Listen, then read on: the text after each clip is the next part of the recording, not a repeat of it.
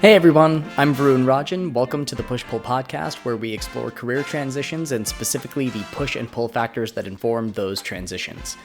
Now, I've talked about this before, but Gallup found that disengaged employees, counting actively disengaged and those not actively engaged, cost the world $8.8 trillion in lost productivity. That's nearly 10% of global GDP annually. I picked up another book. This time, it's Wrong Fit, Right Fit by Andre Martin. I'm about a quarter into the book, and I've already picked up some really interesting gems, and it's helped me reflect a lot on the things I'm really looking for in a workplace. Here's the really interesting thing that Martin proposes in the book. He admits that it's important that companies do what they can to improve their organizations and their cultures, and he does have insights for both job seekers and companies, which I'm excited to get more into as I get further in the book. Again, I'm about a quarter of the way through. I like sharing while I'm learning. I'm a think out loud kind of guy, so deal with it. But I think when a lot of us think about work environments where people thrive, we focus on what companies do to help talent feel fulfilled once they're already there. What can they change? How can they organize? How can they provide incentives? And all of that is valid. But what if the real problem isn't culture or perks or org structure, but fundamental misalignment beginning at the point of hire between employer and employee? I would argue that the core conceit of this book is not about how to change companies to build the right environment for everyone. Rather, this book is thinking about how talent can find longevity at the job in finding the right fit by focusing on what the working style of the company already is, and that companies can find committed talent by being way more upfront about what their day-to-day actually looks like. So I wanted to talk a little bit about what I've learned from the book so far, and even give a little bit of shape to some of the things that I care about as I've reflected on the idea of fit over the course of my career. Martin emphasizes reciprocity, a mutual give and take between employer and employee. This word really stands out to me as I consider reciprocity a lot in my personal and professional relationships. Mutual give and take that continues to iterate and flourish over time is how I would define it. I often think of reciprocity in contrast to being transactional. Now, I haven't seen him use the word transactional yet in this book, but I think it's a very crucial distinction. So what does it mean to feel a mutual sense of investment, a reciprocal relationship, and not just a contract with your employer? We often frame jobs through a transactional lens: salary, benefits, output, time. In contrast, what does it mean to be in a place where you're enabled to work on your craft and empowered to have your generative, creative energy funneled into more parts of the business or organization in a way that you feel adequately compensated for and valued as an employee? There's obviously going to be a lot of give and take between the two. Martin emphasizes, and this is something that we've talked about here before, that it is a fool's errand to search for the perfect fit. There's always going to be trade-offs with your working environment, and you have to identify the sacrifices that you're willing to make as long as the net balance of your activity serves your psychological well-being and gives you energy.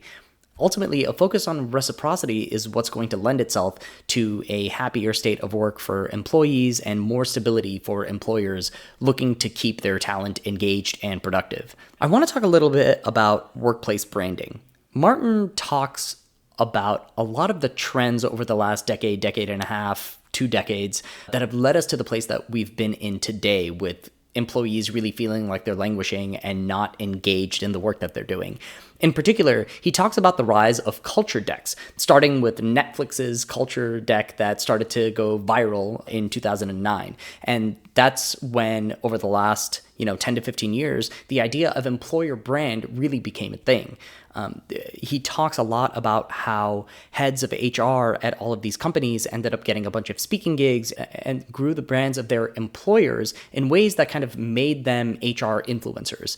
And that wasn't necessarily reflective of what the working style and situation were like at those companies during that time. So you have a place where there's kind of like this HR influencer culture where people start talking about employer brand and why it's important, where employer brand is constantly convincing you about what it's like to work at that company without really showing or conveying how the work actually gets done or what the day-to-day is like. And employer brand actually ended up being a big part of how companies would bolster their consumer brands and, more importantly, vice versa. Martin talks about BIRG, B-I-R-G, basking in reflected glory. It's the idea that a lot of times an employer brand reflects its success as a company, or even gets a big shine from their consumer brand, but doesn't actually reflect the company's teams or organizations day to day. Some proxies for that are the transactional things that we've mentioned, like pay or title or the brand on your resume. People want to be affiliated with brands that look successful. Working at brands like Apple, Google, or Nike feels prestigious regardless of the actual role. It's the social version of resume clout. If your company looks good on the outside, it has to feel good on the inside, right? And even if it doesn't, you're going to make it work. But ultimately, you see the shine of working somewhere, so you say yes, you take the job, and you start trying to fit in before you know it. Well, why is trying to fit in a problem? Something else that the author elucidates about the word fit, particularly right fit, is its contrast with the idea of fitting in, or more specifically, the attempt to fit in. Sometimes people join jobs for reasons that don't align with how they actually work and end up in a situation where they're unhappy and are not exactly sure why. In service of productivity, performance, and career advancement, they end up trying to figure out how to work the way the company does in order to achieve these transactional goals, more pay, bigger title, etc. These are branding elements for the employee at the end of the day. He explains that often when you're trying to fit in, you encounter cognitive dissonance. Cognitive dissonance, he explains, is triggered by survival responses in our brain and can have a long-term impact on psychological well-being when we are seeing ourselves experience cognitive dissonance day in and day out at our jobs.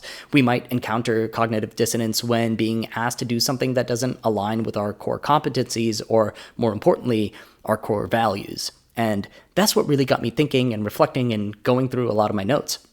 What are my core values when it comes to working at a place?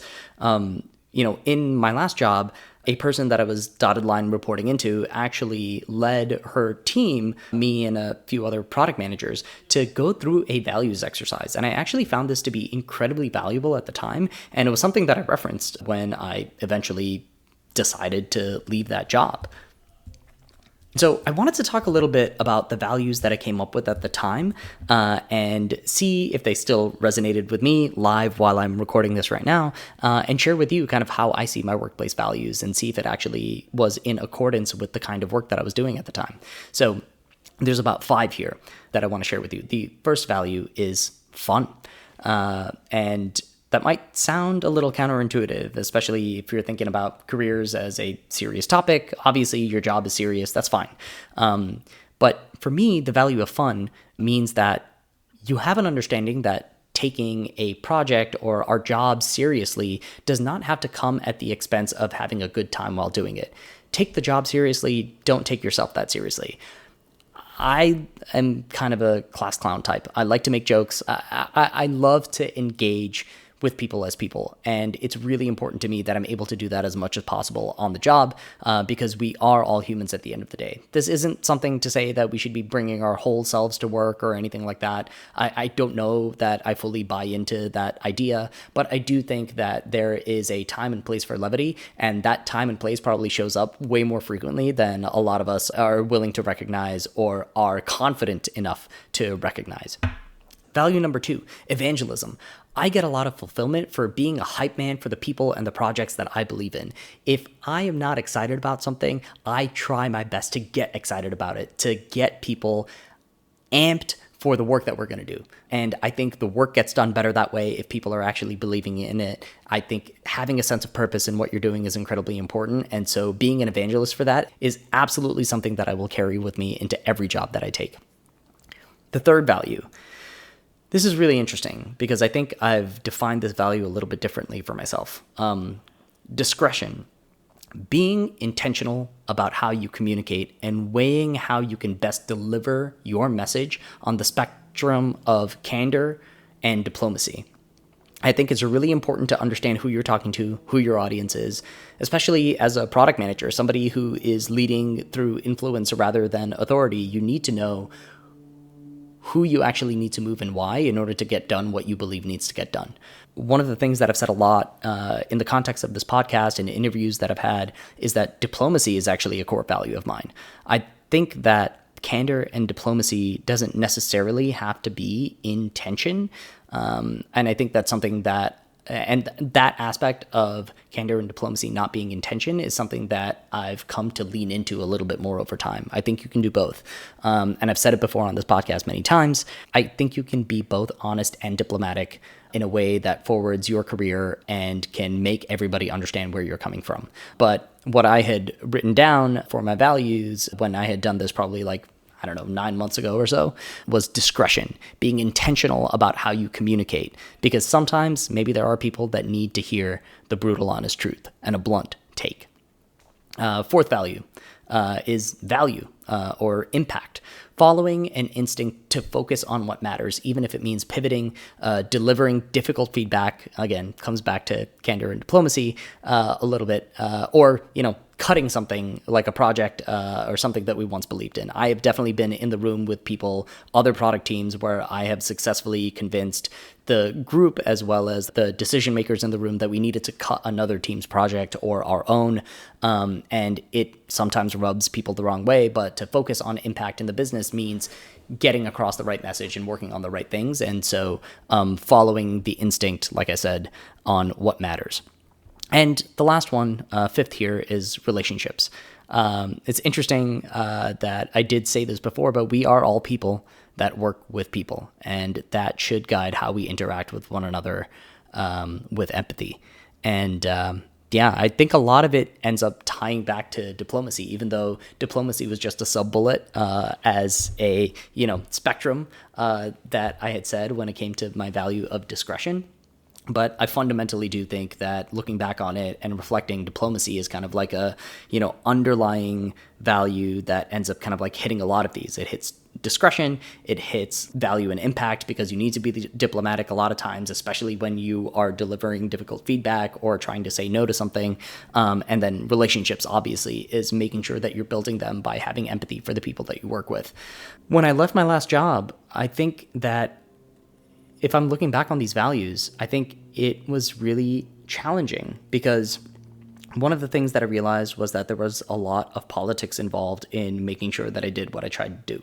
So as I leaned into the diplomacy and the discretion, one of the things that I probably had to sacrifice as a result of where things were set in terms of management structures and decision makers was that I had to sacrifice on value and impact by not necessarily saying no to things that I thought I should have said no to, and not being bold enough with the vision that I actually had. So before I ended up leaving my job, what I ended up doing was charting a path forward to build a really robust product strategy that I felt like I kind of, through conversations with a bunch of different leaders at the company, ended up nickeling and diming until I got it to a point where it no longer fit my vision, and it no longer was something that I felt I was having fun with or wanted to evangelize, or that I could, in good faith, evangelize. And that was really draining my energy. And that was kind of when I realized this is the wrong fit for me. And so, that's my story. I'm super excited to read a little bit more about what Dr. Martin has to say about what companies can be doing to actually ensuring that they're hiring for the right fit, or even understanding with the talent that they have, what makes them a good fit or not, and whether they can actually build an organization where people can find fit once they're actually there. But I think it's really interesting that the core conceit, the thing that he's arguing from the outset of the book, is fit is something that we need to be working on determining at the outset by companies being a little bit more upfront about their working style, so that we get the right people in the door, so that people aren't constantly looking for figuring out how to shift themselves in order to achieve the things that they want to achieve in their careers. Super excited to keep going through this. But thanks again for listening, continuing to have some really amazing guests coming up, and a lot more rants about work life, and how to find work that really resonates with you. And, fundamentally, this is an exercise in me trying to figure this out for myself. So Thank you so much for following me on the journey. Again, this is the Push Pull Podcast. Please give me a review on any of the podcast apps that you're listening to this on, or comment on the YouTube video if you're watching this, and share it with your friends. I love doing this, and thanks again for being here with me. And yeah, if you have any other questions, obviously you can email me at Varun, that's Varun, at pushpullpodcast.com.